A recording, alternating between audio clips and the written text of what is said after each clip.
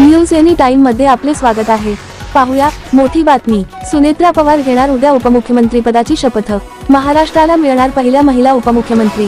राजकीय वर्तुळातून सर्वात मोठी बातमी समोर आली आहे। उद्या सुनेत्रा पवार या उपमुख्यमंत्री पदाची शपथ घेणार आहेत। राष्ट्रवादीच्या गोटात घडामोडींना वेग आला असून उपमुख्यमंत्री पदासाठी सुनेत्रा पवार यांच्या नावावर शिक्कामोर्तब करण्यात आलं आहे। महाराष्ट्राला पहिल्या महिला उपमुख्यमंत्री मिळणार आहेत। उद्या सकाळी 11 वाजता राष्ट्रवादीच्या सर्व आमदारांची मुंबईत महत्त्वाची बैठक होणार आहे। त्यानंतर सायंकाळी सुनेत्रा पवार या उपमुख्यमंत्री पदाची शपथ घेणार आहेत। अजित पवार यांचे राजकीय सल्लागार नरेश अरोरा यांनी या संदर्भात सुनेत्रा पवार यांच्यासोबत चर्चा केली आहे। सुनेत्रा पवार यांनी उपमुख्यमंत्री पदासाठी होकार दिला आहे। त्या आता उद्या सायंकाळी उपमुख्यमंत्री पदाची शपथ घेणार आहेत।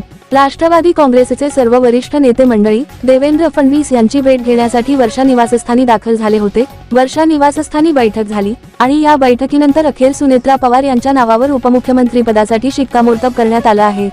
उद्या सकाळी शनिवारी 11 वाजता राष्ट्रवादीच्या आमदारांची महत्त्वाची बैठक पार पडणार आहे। या बैठकीमध्ये गटनेत्याची निवड करण्यात येणार आहे।